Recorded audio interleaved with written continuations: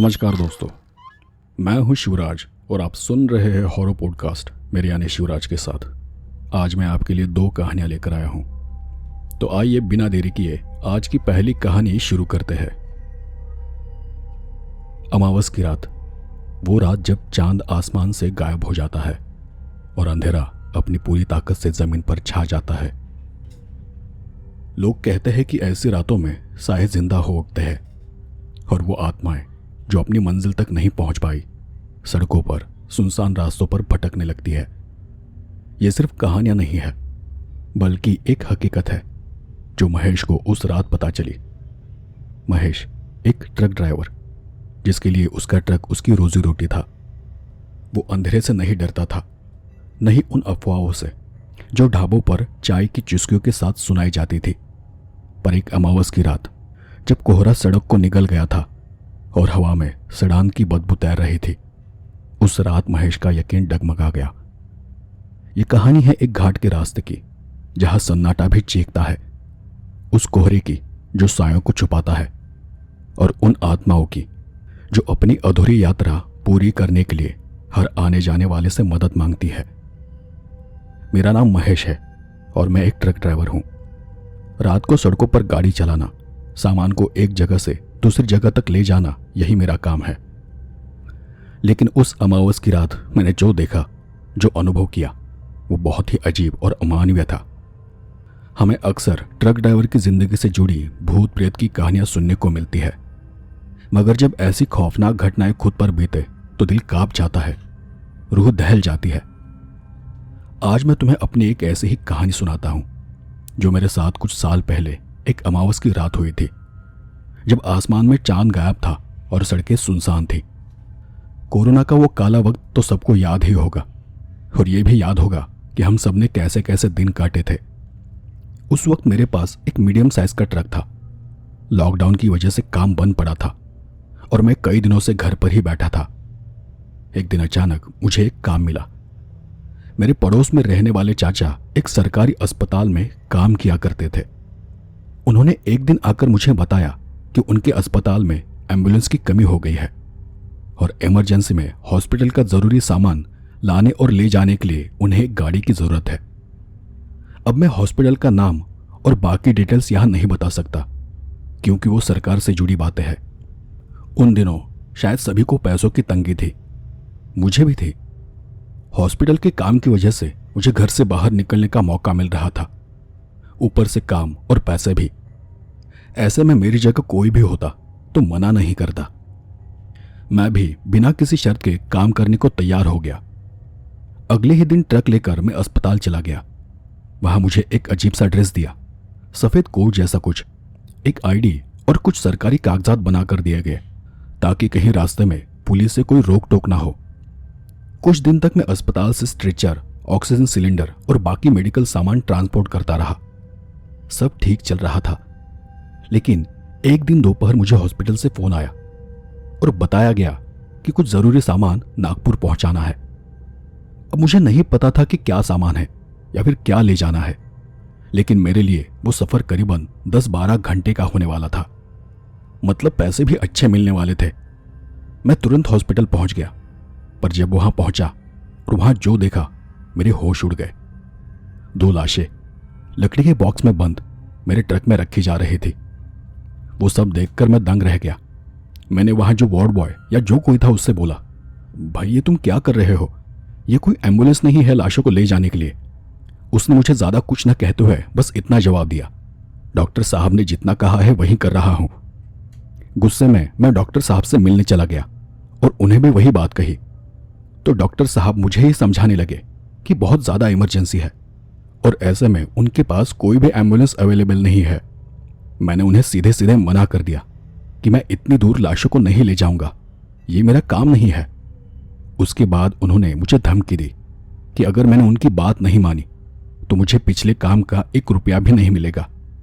ये एक सरकारी काम है और इमरजेंसी में मुझे करना ही होगा। मैं गुस्सा तो था, लेकिन बात पैसों पर आ गई तो मुझे अपने फैसले से पीछे हटना पड़ा और मैं उन 2 लाशों को ले जाने के लिए मान गया। उस दिन अमावस की रात थी। आमतौर पर घरवाले मुझे अमावस को बाहर नहीं जाने देते, मुझे वो हमेशा एक बात कहते हैं कि अमावस की रात को बाहर मत निकलना। यह सिर्फ अंधेरी रात नहीं होती, इस रात को काली शक्तियां, भटकती आत्माएं ताकतवर हो जाती है, और जिन्हें कभी कोई आत्माएं दिखाई नहीं पड़ती उन्हें भी वो आज दिखाई पड़ती है। मगर उस दिन हालात ऐसे थे कि मजबूरी थी, घर में पैसों की किल्लत थी। मैंने सोचा एक रात की बात है, क्या ही बिगड़ जाएगा। झगड़े और बातचीत में काफी वक्त निकल गया। शाम के 7 बजे मैं हॉस्पिटल से निकला। ट्रक के पीछे वो दोनों लाशें पड़ी थी, लकड़ी के 2 बक्सों में बंद। शहर की भीड़ भाड़ छूटते ही सड़कें खाली होने लगी। रात के 10 बज गए थे और पेट में भूख की चुभन होने लगी। माँ ने टिफिन दिया था, रोटी, सब्जी और अचार। मैंने सोचा कि कहीं रुककर खाना खा लेता हूं। फिर काफी दूर एक छोटे से गांव के पास मुझे एक ढाबा दिखाई दिया। ढाबे पर बस 2-4 लोग बैठे थे, बाकी आसपास हर तरफ गहरा सन्नाटा था। मैंने ट्रक को साइड में खड़ा किया, टिफिन खोला और वही ढाबे पर खाना खाने बैठ गया। ठंडी हवा चल रही थी और नींद भी आंखों पे हावी होने लगी थी। खाना खाने के बाद मैंने सोचा कि घंटे भर आराम कर लेता हूं और फिर आगे बढ़ जाऊंगा। खाना खाकर मैं वही ट्रक की सीट पर लेट गया और अपनी आंखें बंद कर ली। नींद बहुत हल्की थी। ड्राइवर अपनी नींद में हो तो भी चौकन्ना होता है। हल्की सी झपकी ही लगी थी कि पीछे से कुछ खटपट की आवाज से आंख खुली। आवाज पीछे से आ रही थी। मैंने पीछे कांच से झांक कर देखा। अंदर कुछ नहीं था, बस एक हल्की रोशनी वाली लाइट थी और वहीं नीचे वो लाशों के बक्से पड़े थे। फिर से कुछ देर मैं वैसे ही पड़ा रहा, पर मुझे जरा भी नींद नहीं आई। कुछ देर बाद मैं गाड़ी से नीचे उतर आया। देखा तो ढाबा लगभग खाली हो चुका था। ढाबे वाला अपना सामान समेट रहा था। उसके पास जाते हुए मैंने पूछा, भाई चाय मिलेगी? उसने मेरी तरफ बिना देखे कहा, नहीं साहब, सब खत्म हो गया, दूध भी नहीं बचा है। वैसे भी हम यहां रात को अकेले नहीं रुकते, कोरोना की वजह से ज्यादा गाड़ियां भी नहीं आती। मैं पीछे मुड़ा कि उसने एक सवाल किया, क्या आप इस वक्त घाट पार करने वाले हो? मैंने सिर्फ हाँ में सिर हिलाया और उसे कहा, कुछ सरकारी सामान है, सुबह तक पहुंचाना जरूरी है, नहीं गया तो पैसे नहीं मिलेंगे। उसने कुछ सोचकर कहा, कोहरा बढ़ रहा है, संभल कर जाना। उसकी बातों में कुछ अजीब सा था, जैसे वो आगे कुछ बोलने से डर रहा हो। मैंने ज्यादा ध्यान नहीं दिया, मजबूरी थी, जाना तो था ही। मैंने अपना ट्रक स्टार्ट किया और वहां से आगे निकला। कुछ 10-15 किलोमीटर बाद घाट की चढ़ाई शुरू हुई। घाट में घना अंधेरा था और सामने ट्रक की हेडलाइट के अलावा कुछ भी दिखाई नहीं दे रहा था। सड़क टेढ़ी मेढ़ी और सुनसान थी, न आगे कोई गाड़ी न पीछे। हवा ठंडी थी और एक सड़ी गली सी बदबू हवा में तैर रही थी, जैसे आसपास कोई जानवर मर गया हो। मैंने खिड़कियां बंद कर ली। अचानक कानों में कुछ अजीब आवाज आने लगी, लगा जैसे कोई पास में सांस ले रहा हो। मैंने रेडियो ऑन किया, पर उसमें सिर्फ खरखराहट सी सुनाई दी। आगे घाट की सड़क पर एक वीरान मोड़ आया। कोहरा इतना घना था कि हेडलाइट की रोशनी भी बेकार हो रही थी। हर तरफ गहरा सन्नाटा, न चिड़ियों की आवाज न जानवरों की, बस हवा की सनसनाहट और ट्रक के इंजन की गड़गड़ाहट। अचानक गाड़ी की स्पीड गिरने लगी। मैंने एक्सीलेटर दबाया, मगर ट्रक झटकों में चलने लगा। सोचा शायद इंजन में कोई दिक्कत हुई होगी। ट्रक को मैंने किनारे लगाया और नीचे उतरकर बोनट खोला। क्या खराबी थी कुछ समझ नहीं आया। तभी पीछे से एक अजीब सी आवाज आई, कहाँ जा रहे हो? मैंने झटके से पीछे देखा। कोहरा इतना था कि कुछ नजर नहीं आया। आवाज सुनकर दिल में झटका सा लगा, लेकिन मैंने खुद को समझाया शायद मुझे कोई वहम हुआ होगा। मैंने जल्दी जल्दी में इंजन चेक कर बोनेट को बंद कर दिया और फिर से ट्रक में जाकर बैठ गया। ट्रक को स्टार्ट किया, पर फिर वही दिक्कत। गाड़ी कुछ दूर चलती और फिर रुक जाती। मैं परेशान हो गया। तभी हेडलाइट की रोशनी में मुझे सड़क पर एक अजनबी खड़ा दिखा। एक आदमी, लंबा पतला, सिर झुकाए खड़ा था। उसने काला कोट पहना था और हाथ में एक लाठी थी। मैंने सोचा शायद कोई मुसाफिर है। मैंने हॉर्न बजाया, कोई हरकत नहीं। मैंने खिड़की से सिर बाहर निकाला और चिल्लाया, भाई रास्ते के बीच में क्यों खड़ा है? वो धीरे धीरे मेरी तरफ मुड़ा। उसका चेहरा कोहरे से ढका था। पर जब वो ट्रक के और पास आया तो मेरे होश उड़ गए। उसका चेहरा नहीं था, बस एक खाली खोखली जगह थी जिनमें दो सफेद आंखें चमक रही थी। उसने लाठी जमीन पर ठोकी और बोला, कहाँ जा रहा है? वही सवाल जो अभी कुछ देर पहले मैंने सुना था, ठीक वैसी ही आवाज। उसकी आवाज गहरी थी, जैसे कुएं की गहराई से निकली हो। मतलब अभी कुछ देर पहले मैंने जो सुना वो मेरा वहम नहीं था। मेरा दिमाग सुन्न रह गया। पहले ही गाड़ी दिक्कत दे रही थी और अब गाड़ी छोड़कर कहीं भाग भी नहीं सकता था। भागकर जाता भी तो कहां जाता? आसपास सब कुछ कोहरे में ढक चुका था। डर के मारे कुछ देर ऐसे ही सीधे सामने देखते हुए बैठा रहा। उस आदमी ने फिर वही सवाल किया, कहाँ जा रहा है? इस बार आवाज में गुस्सा भी था। मैंने हिम्मत करके कहा, नागपुर, माल पहुंचाना है। अपनी सफेद आंखों को झपकाते हुए वो हंसा, जैसे उसे पता हो कि गाड़ी में क्या है। फिर वो आगे बोला, मुझे भी जाना है, बहुत दूर, पर मैं कहीं भी चला जाऊं, लौट कर वापस यही आ जाता हूं। मैंने डर के मारे अपनी आंखें बंद कर ली। उसके शब्द, उसकी वो आवाज मेरे कानों में चुभ रही थी। मेरे अंदर का डर बढ़ता ही जा रहा था। उस भयानक चीज से कैसे छुटकारा पाऊं समझ नहीं पा रहा था। मेरे हाथ पैर ठंडे पड़ गए। तभी उसने कहा, मुझे आगे छोड़ दो। ये सुनकर मेरे रोंगटे खड़े हो गए। मुझे एक भूत के साथ सफर करना होगा। मैंने घबराते हुए धीरे से हाँ में सिर हिलाया, पर वो ट्रक के पीछे की तरफ चला गया। मैंने साइड मिरर में देखा तो वो दिखाई नहीं दिया।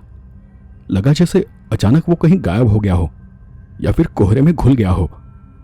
मैंने बिना कुछ सोचे ट्रक का गियर बदला और जैसे तैसे ट्रक को आगे बढ़ाया। पर जैसे ही ट्रक उस आदमी के पास से गुजरा, ट्रक की लाइट एक पल को बंद हो गई, जैसे किसी ने झटके से स्विच को ऑफ कर दिया हो। और उस एक पल में सब कुछ अंधेरे में डूब गया। मुझे अपनी सीट के पीछे कुछ महसूस हुआ। हाँ, वो अब सड़क पर नहीं था, वो ट्रक के अंदर था। मैंने जोर से ब्रेक मारा, ट्रक जगह पर रुक गया और मैं घबराते हुए चिल्लाया, कौन है तू? क्या चाहता है? पर कोई जवाब नहीं आया। चारों तरफ कोहरा ही कोहरा, हाथ को हाथ दिखाने दे ऐसा घना अंधेरा।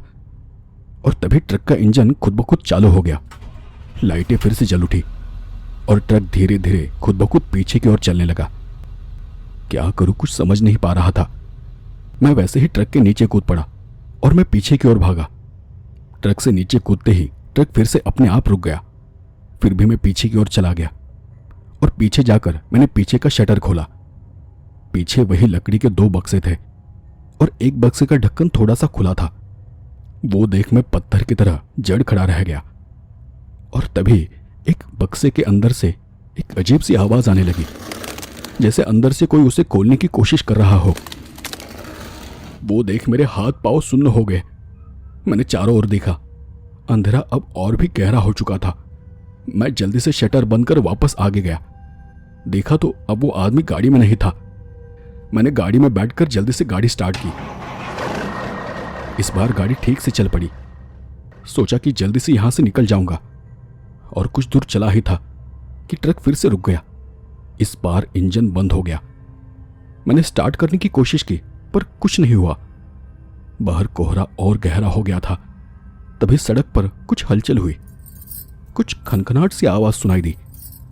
मैंने ध्यान से हेडलाइट की रोशनी में सामने देखा। गाड़ी से बस कुछ दूर मुझे मेरी ओर आती एक औरत दिखी। लंबे बाल, सफेद साड़ी, सिर झुकाए धीरे धीरे चल रही थी। नहीं, वो चल नहीं रही थी, वो हवा में तैर रही थी। उसके पैर जमीन को छू नहीं रहे थे। वो देख मेरे मुंह से चीख निकलती निकलते रुक गई। वो लहराती हुई पास आई और खिड़की के बाहर खड़ी हो गई। मैं नजर चुराकर उसकी हलचल को देख रहा था। जैसे कोई आदमी पानी में तैरता है, ठीक वैसे ही वो हवा में लहरा रही थी। उसने धीरे धीरे अपना सिर उठाया। उसका चेहरा देखकर मेरी सांस अटक गई।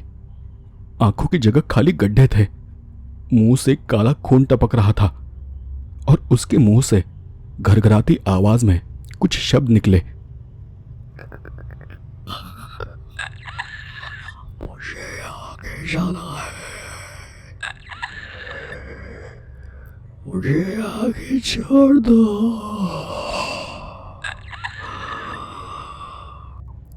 उसकी आवाज कांप रही थी। ये घाट का रास्ता सचमुच डरावना था। मेरी सांसें तेज चलने लगी। उसकी तरफ देखने की हिम्मत नहीं हो रही थी। मैं कांपते हाथों से चाबी घुमाने लगा, पर इंजन चालू नहीं हो रहा था। मैंने डर के मारे आंखें बंद की और अपना सिर दूसरी तरफ घुमा लिया। वो खिड़की पर हाथ मारने लगी और तब मैं घबराया हुआ, कांपता हुआ वहीं नीचे झुक गया। मैं बाहर देखना नहीं चाहता था। कुछ मिनट तक मुझे वो आवाज आती रही, फिर एकदम से सन्नाटा छा गया। फिर भी मैं बाहर नहीं निकला। कुछ देर वैसे ही बैठा रहा। काफी देर बाद मैंने आंखें खोली और धीरे से ऊपर कांच की तरफ देखा तो अब वो गायब थी, लेकिन खिड़की की कांच पर खून के धब्बे थे जो धीरे धीरे कांच पर फिसलकर नीचे टपक रहे थे। मैंने फिर से ट्रक को स्टार्ट करने की कोशिश की और इस बार एकदम से इंजन चालू हो गया, लेकिन मैं अब आगे नहीं बढ़ा। मेरी हालत बहुत खराब हो चुकी थी। मैं ये सोच रहा था कि घाट का रास्ता अभी बस शुरू हुआ है और घाट पार करने में आगे और 40-45 मिनट लगने वाले हैं। ऐसे में आगे बढ़ने की मुझ में जरा भी हिम्मत नहीं थी। पता नहीं आगे और क्या क्या दिख जाए। मैंने सोचा कि इससे बेहतर है कि मैं ढाबे पर वापस चला जाऊं। अंधेरी रात थी, रास्ता पूरा खाली था। मैंने गाड़ी को यू टर्न लिया और उसी रास्ते पर पीछे मोड़ लिया। फिर मैं तेजी से ट्रक को भगाने लगा।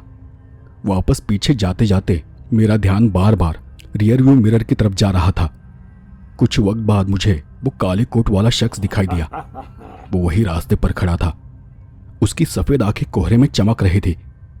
एक बार उसे देखने के बाद फिर वहां देखने की मेरी हिम्मत नहीं हुई, लेकिन जैसे ही मैंने ट्रक को पीछे घुमाया था, मुझे एक एक करके अजीब अजीब परछाइयां दिखाई देने लगी थी। घाट का वो रास्ता घुमावदार था और हर मोड़ पर अजीब सी काली सफेद परछाइयां खड़ी थी।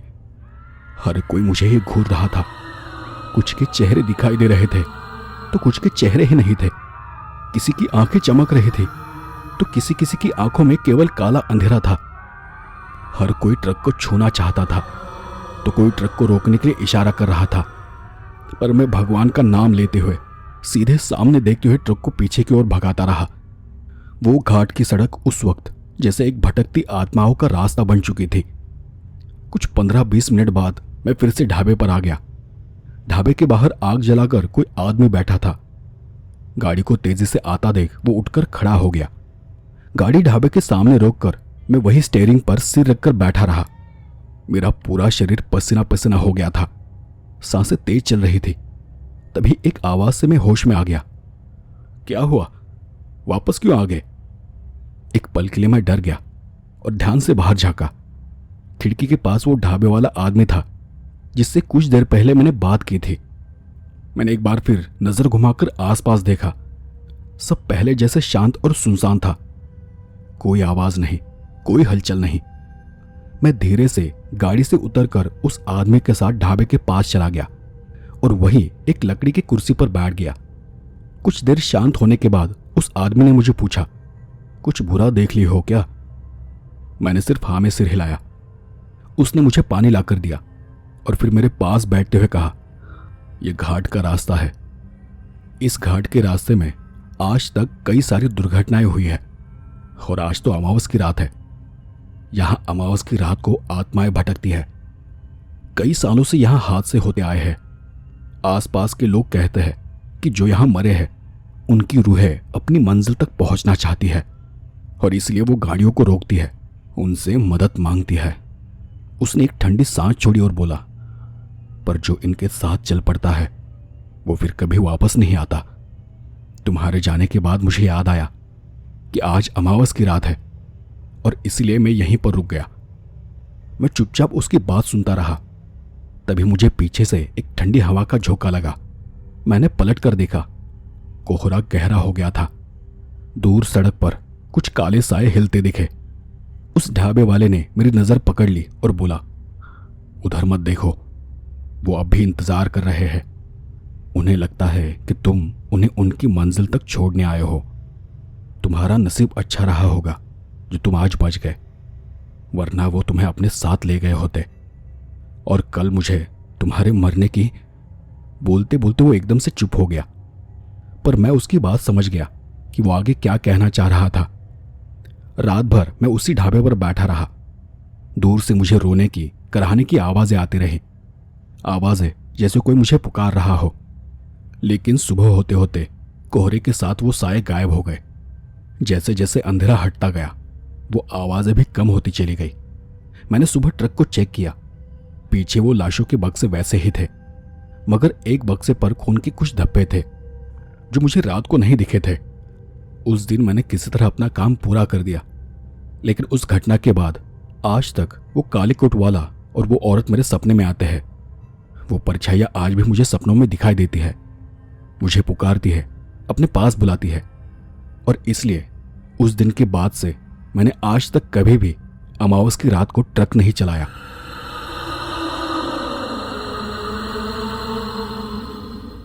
कहते हैं कि कुछ घर सिर्फ ईंट पत्थर के ढांचे नहीं होते, उनके अंदर कुछ और बसता है। कोई अनकही कहानी, कोई अधूरी ख्वाहिश या कोई भटकती रूह। ऐसा ही एक घर था वो, जो बाहर से सामान्य और छोटा सा लगता था, पर उसकी दीवारों में छुपा कोई साया था। गांव की गलियों में उस घर की बातें चलती थी, पर कोई भी खुलकर कुछ कहने की हिम्मत नहीं करता था। लोग कहते थे कि उस घर के बरामदे में लगा झूला रात को अपने आप हिलता है। हवा नहीं होती, फिर भी उसकी चरचराहट गांव के सन्नाटे को चीर देती है। और कभी कभी उस झूले पर एक हंसी गूंजती है, एक ऐसी हंसी जो सुनने वाले का खून जमा देती है। ये कहानी है उस घर की, उस झूले की और उस औरत की जो रात के अंधेरे में अपने शिकार का इंतजार करती है। सुमन का 5 साल का बेटा राघव बुखार से तड़प रहा था। उसका बुखार कम होने का नाम नहीं ले रहा था। सुमन ने थर्मामीटर को तीसरी बार चेक किया। दवा दिए 6 घंटे हो गए थे, लेकिन फिर भी उसका बुखार वैसा का वैसा था। सुमन की चिंता अब हद पार करने लगी थी। शाम तक पूरा घर सिर पर उठाने वाला राघव अब सुमन के सामने चुपचाप पड़ा था, जैसे उसकी सारी ताकत खत्म हो गई हो। अचानक आए इस बुखार का कारण वो समझ नहीं पा रही थी। ऊपर से उसका पति रवि, वो सुबह काम के सिलसिले में शहर गया था और अब वो अगली सुबह ही लौटने वाला था। रवि को फोन करे तो वो परेशान हो जाएगा, और वैसे भी सुबह से पहले वो लौट नहीं सकता था। ये गांव और घर दोनों ही उनके लिए नए थे, और इसलिए सुमन को कुछ सूझ नहीं रहा था कि वो क्या करे। घड़ी में रात के 12 बजे तो सुमन चौंक पड़ी। अरे बाप रे, 12 बज गए हैं और राघव का बुखार अभी तक नहीं उतरा है। अड़ोस पड़ोस में न कोई खास जान पहचान थी, न मदद मांगने की हिम्मत। इस गांव में उस घर में आए हुए उन्हें बस 4 दिन हुए थे। जब उनका सामान गाड़ी से उतर रहा था तो सुमन को लगा था कि गांव वालों की नजरें उन पर टिकी हुई है। उसने ये बात रवि को बताई भी थी, लेकिन रवि ने हंसते हुए उसे कहा, अरे हम नए आए हैं, इसलिए लोग कुतूहल से हमें देख रहे होंगे। और उसने सुमन की बात को हल्के में उड़ा दिया। घर ज्यादा बड़ा तो नहीं था, पर सुमन को पहली नजर में पसंद आ गया था। जैसे ही उसने दरवाजा खोला और अंदर कदम रखा, एक तेज हवा का झोंका उसके पास से गुजरा। उस पल सुमन के रोंगटे खड़े हो गए थे, पर सुमन ने उस बात को नजरअंदाज कर दिया। घर अब भी पूरी तरह से सेट नहीं हुआ था। दिन भर राघव इधर उधर उछलता कूदता रहता था। उसे भी यह घर बहुत पसंद आ गया था, खासकर बाहर बरामदे में लगा वो झूला। वहां आते ही राघव ने उस झूले पर अपना कब्जा जमा लिया था। राघव को खुश देखकर सुमन और रवि को राहत महसूस हुई, लेकिन उसके बाद 2 दिन के लिए रवि को शहर जाना पड़ा। अब घर में सिर्फ सुमन और राघव थे। सुमन ने सुबह उठते ही घर को समेटना शुरू किया। छोटा सा घर था, पर उसे साफ करते करते सुमन की हालत खराब हो गई थी।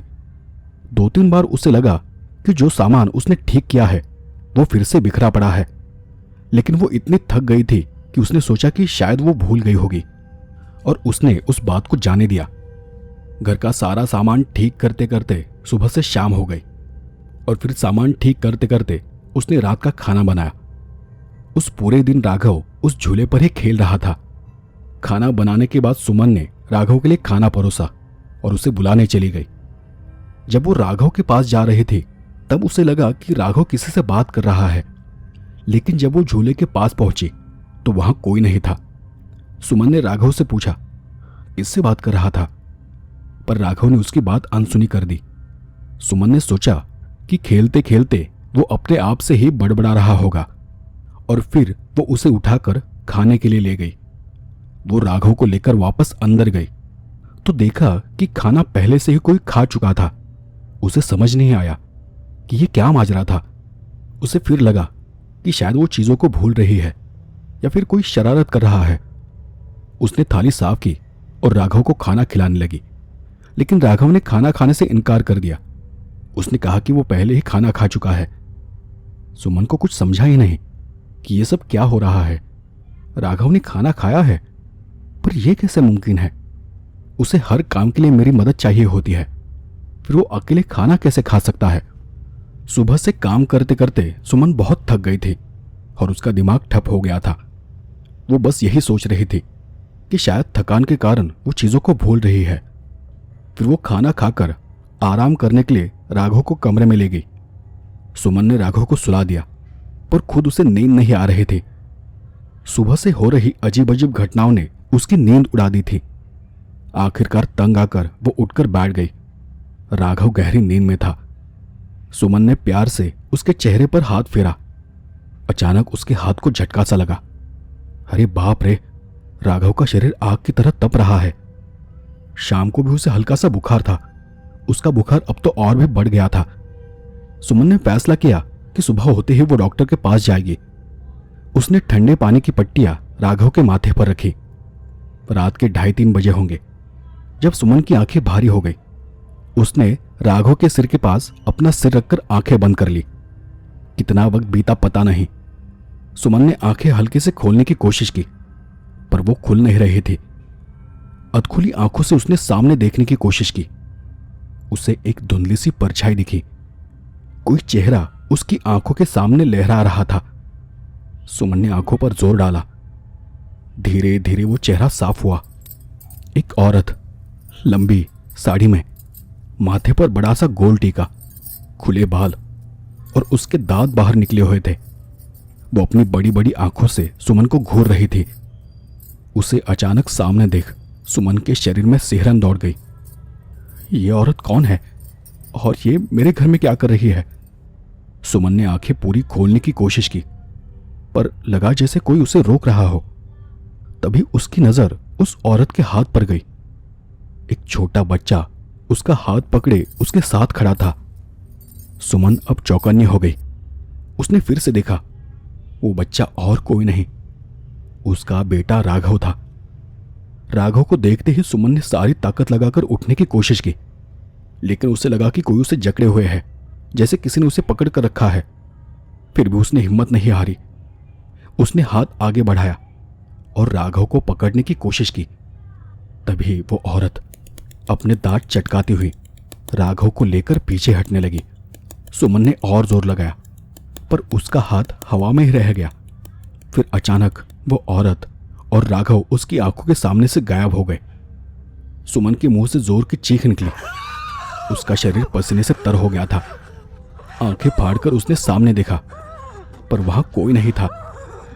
उसका शरीर थरथरा रहा था। क्या मैं सपना देख रही थी? सामने तो कोई नहीं है। सुमन ने राघव का बुखार चेक करने के लिए उसकी तरफ मुड़कर देखा और वहां देख उसके होश उड़ गए। राघव बिस्तर पर नहीं था। इतने बुखार में वो कहां जा सकता है? सुमन बिस्तर से नीचे उतरी और राघव को ढूंढने लगी, पर वो कमरे में कहीं नहीं दिखा। सुमन के पैर कांपने लगे। क्या जो मैंने देखा वो सपना नहीं था? ऐसा कैसे हो सकता है? उसने राघव को आवाज दी, पर कोई जवाब नहीं आया। उसने दरवाजा खोलकर देखने का सोचा और जैसे ही उसने कुंडी हटाई, बाहर से हंसी की आवाज आई। इतनी रात को कौन हो सकता है? और राघव? सुमन ने जल्दी से दरवाजा खोला। बरामदे में झूले पर वही औरत राघव को गोद में लिए बैठी थी। उसके चेहरे पर एक डरावनी हंसी थी, जैसे वो इसी पल का इंतजार कर रही हो। उसकी आंखें लाल थी और हंसते वक्त उसके मुंह से एक अजीब सी घरघराहट की आवाज निकल रही थी।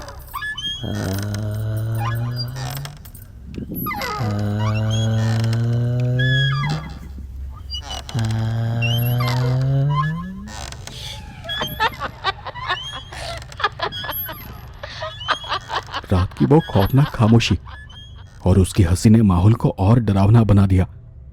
सुमन को कुछ सूझ नहीं रहा था। वो हवा की रफ्तार से झूले के पास गई। सारी हिम्मत जुटाकर अपने डर को काबू में करते हुए उसने राघव को उठाने की कोशिश की। तभी उस औरत ने सुमन को जोर का धक्का दिया। सुमन दीवार से जा टकराई। उसका सिर चकराने लगा और आंखों के सामने अंधेरा छा गया। फिर भी उसने हिम्मत नहीं हारी। वो दोबारा उठी। इस बार जोर जोर से वो राम रक्षा पढ़ने लगी। जैसे ही उसने मंत्र शुरू किए, उस औरत की हंसी धीमे पड़ने लगी। उस औरत ने अपने कानों पर हाथ रख दिए और उसकी आंखों से काला पानी बहने लगा।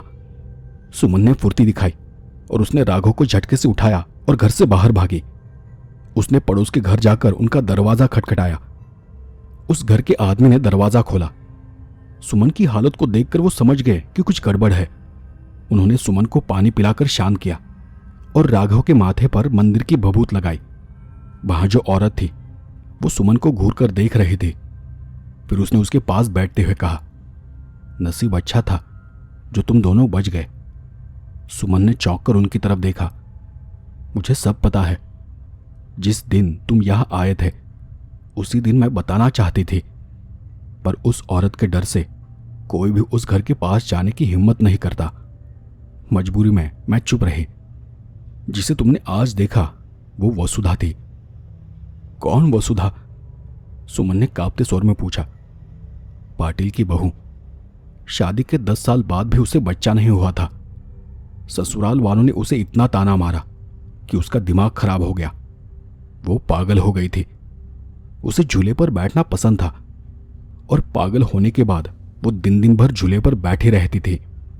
उसे घर से बाहर निकलने नहीं देते थे और कभी चुपके से वो घर से बाहर निकलती तो वो किसी का भी बच्चा उठा लेती थी और उसे उठाकर वो किसी सुनसान जगह जाकर छुप जाती थी। गांव वालों ने एक दिन उसे इतना पीटा कि उसकी मौत हो गई और उस दिन के बाद से वो उस घर में रात को दिखाई देती है। पाटिल का परिवार उस घर को छोड़कर मुंबई चला गया। तब से ये घर अब एजेंट भाड़े पर देता है, पर वो किसी को सच नहीं बताता। तुम यहां दूसरे किराएदार हो। इससे पहले वसुधा एक की जान ले चुकी है। भगवान का शुक्र है कि तुम बच गए। सुमन उस काकी को देखती रही और घबराहट में उसने राघव को सीने से लगा लिया। सुबह जब रवि आया तो सुमन ने सारी बात बताई। सुबह घंटे भर में रवि ने घर खाली कर दिया और वो सुमन और राघव को लेकर वहां से निकल गया। पर वसुधा आज भी उस झूले पर बैठी है, अपने अगले शिकार का इंतजार कर रही है। रात के सन्नाटे में उसकी हंसी आज भी गूंजती है और कभी कभी वो झूला अपने आप ही हिलता हुआ दिखाई देता है। तो दोस्तों, ये थी आज की 2 कहानियां। शायद आपको आज की कहानियां थोड़ी अजीब लगे क्योंकि कुछ दिनों से खांसी की वजह से मेरी आवाज़ बैठी हुई है। आशा करता हूं कि आपको कहानियां पसंद आई होगी। अगर आपको कहानी पसंद आई है तो कहानी को ज़रूर शेयर कीजिए। आज के लिए बस इतना ही। मिलते हैं अगले एपिसोड में ऐसी ही किसी डरावनी कहानी के साथ। तब तक के लिए धन्यवाद और शुभ रात्रि।